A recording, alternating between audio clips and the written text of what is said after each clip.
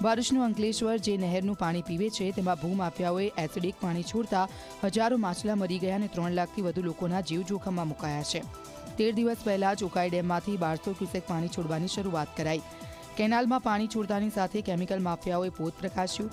બાકરોડ ગામ પાસે રાતના અંધારામાં એસિડિક પાણી છોડી ટેન્કરનો ડ્રાઈવર ફરાર થઈ ગયો હતો।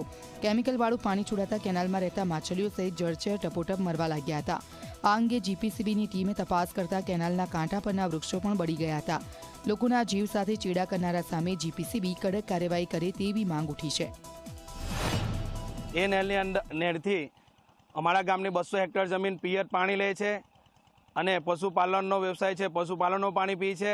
સાથે જ જેડીસી અને નગરપાલિકાને પીવાનું પાણી પર આ કેનાલ દ્વારા આપવામાં આવે છે। આવી જ ઘટના લગભગ આ 7 વર્ષની અંદર 6 વાર આવી ઘટના બની છે। તંત્ર આમાં ધ્યાન લેશે તો જ એમને કાયદાનું ભાન થશે।